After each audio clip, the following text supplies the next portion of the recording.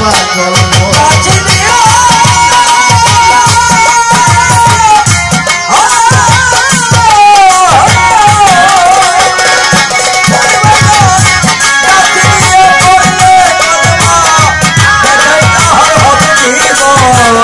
কলমাতিলা কালমা পড়ো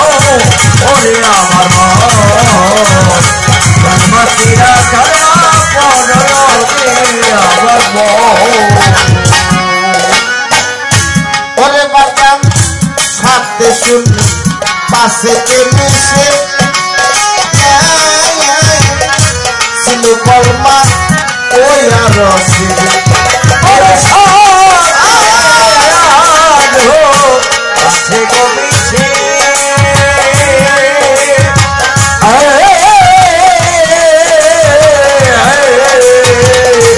ওরে বাজার সেই কলমা ছিল যাতে রে ওরে বাগান সাথে শুনলে পাশেতে মিশে ছিল কলমা ওই আর রসিদে ওরে 40 ঘন্টা কইরা করে মা 40 ঘন্টা কইরা করে মা 40 ঘন্টা কইরা কমা সব করলো জীবন বাবা কলমাতিলা কালমা পড়ো ওরে পাশান মন হাইরে কলমাতিলা কালমা পড়ো ওরে পাশান মন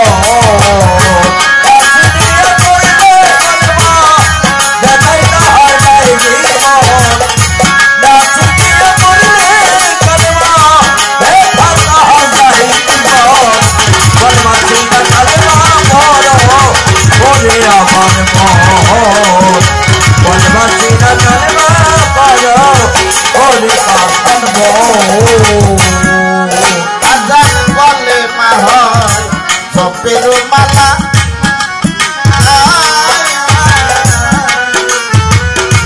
বলে মাতে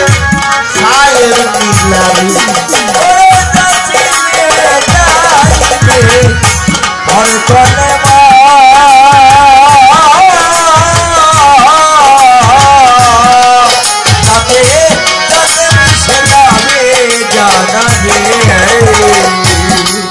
বাজার কলমা হলো জপের মালা বলে মাতে ছায়ের মিলারি বলে গলে মার সুরতে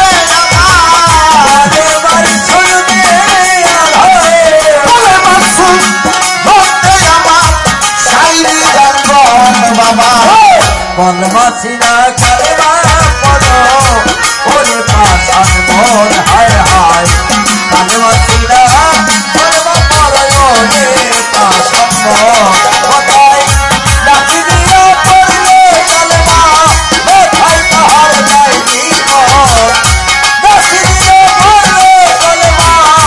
কোথায় তাহার নাই জীবন ভাই কলমাতিলা কালমা পড়ো ওরে পাশান মন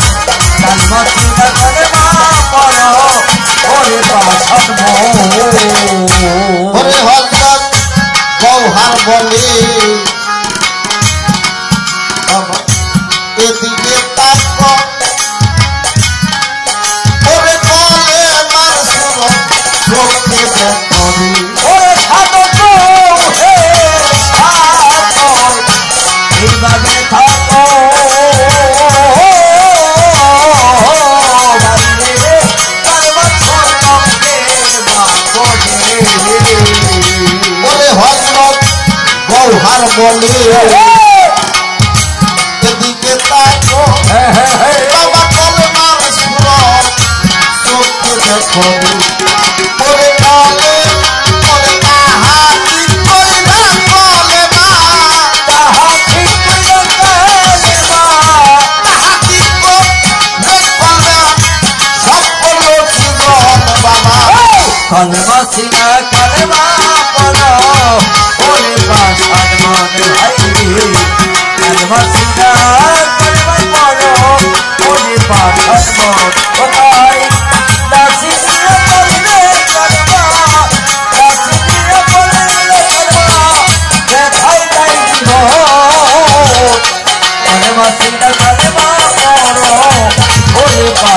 মন ভাই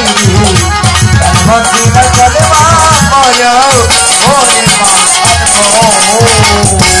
ধৈর্য ধরে নীরব থাকে আমি পাই দইরা জানাই যেভাবে প্রশ্ন করছে আমি ভুলি বলবো কথা ধীরে ধীরে বলবো কথা জবাব দিব এই আসলে বলবো কথা আমি জবাব দিব ছড়ে বলবো কথা সাত কলেমা সাতজন নবী বাজার বাতাই জগতে কোন নবী কেমন করে বাধা হইল বলো মাই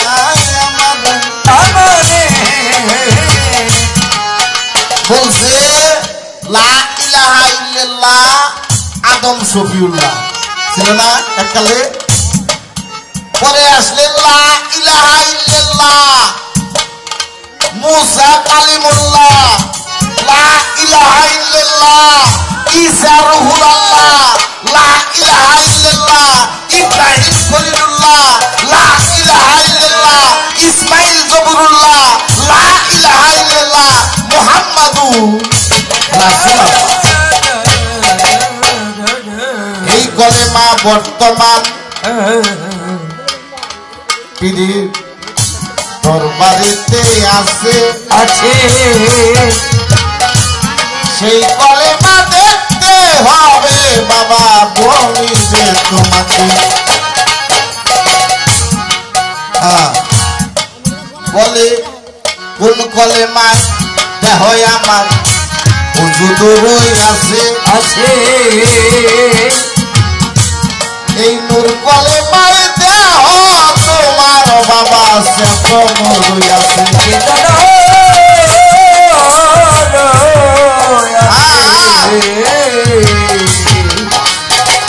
এই নূর কলেমায় দেহটাকে চেতন করে রেখেছে রশিদ সরকার বলেছে আহাদ হইতে দমের সৃষ্টি দম হইতে নূরের সৃষ্টি সেই নূর মিশাইয়া মন্ডে বিসমিল্লাহ বাতুনে রয় লানা উঠতে মন্ত্র যাতে বিসমিল্লাহর বীজ সৃষ্টি হয় এই বিসমিল্লাহর বীজ যদি শেষ হইয়া যায় তুমি তো বাবা বাইসা থাকতে পারবে না এই না ধরায় কবরের মধ্যে তোমার মুর্শিদ কলেমা তোমার সাথে করে যাবে কবরের মধ্যে প্রশ্ন করা হবে মান দিনুকা মান নাবিউকা মান রব্বুকা অবশেষে একটা ছবি বাইর করা হবে বলবে মান হাজার রজুলু দেখো তুমি এই ছবিকে চিনো কিনা তুমি যদি কামেল মুর্শিদের হাতে হাত দিয়ে বায়াত গ্রহণ করতে পারো তাহলে তুমি ওই ছবি দেখেই তুমি বুঝতে পারবা এইটা আর কেউ না এইটা আমার মুর্শিদ নিজেই ওই টাইমে যদি মুর্শিদ থাকে তোমার সহায় আর তো কোনো কিছুই লাগে না মুর্শিদকে তোমার কাছে রাখতে হবে বাবা বলি অবদান মুর্শিদ কি কারে কর জীবন বলা শুনলাম গুরু ধরো গুরু ধরো গুরু ধরো গুরু না ধরলে পারের করি হবে না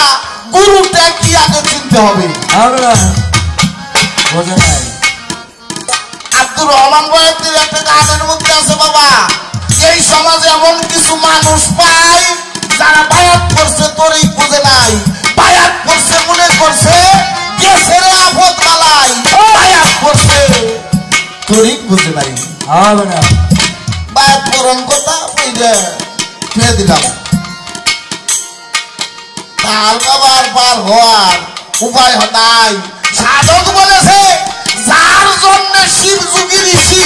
শ্মশানে বাস করতেছে গুরু বলে যারে ডাকি সেই মানুষটাকে হাজার হাজার কর্ম করি হাজার হাজার পর ঘুরাই বীজের উদ্ধার না করিলে শিবের কোনো উদ্ধার নাই বীজের উদ্ধার করে যে শিক্ষা দীক্ষার গুরু সে তারা বলে বলি আমি গুরু ঠাকুর ভেরুকে গুরু বলে যারে ডাকি সেই মানুষটা মানুষটাকে গুরু চিনতে হবে বাবা গুরু চিনে তারপরে গুরু ধরতে হবে সক্রেটিস বলেছে matters moral subject of human body এই দেহের মধ্যে সবচাইতে গুরুত্বপূর্ণ বস্তু যেটা সেটা হলো রতি আর সেটাই হলো গুরুজন এই পর্যন্ত কথা ছিল আসরের মাজারে সাধ্যমত করলাম জবাব বাবা দাঁড়ায় আসরে আস্তে রাখো খারাপ লাগে কি বাবা যদি খারাপ লাগে তাহলে কথা বন্ধ করে দিয়ে খালি গান শোনানো কিছু কথা কিছু গান সমন্বয়ই হলো বাউল বিচার গান যার ভিতরে বিচার নাই তার ভিতরে কোনো বিচ্ছেদ নাই কি বাজান যার ভিতরে বিচার আছে কেবলমাত্র তার ভিতরে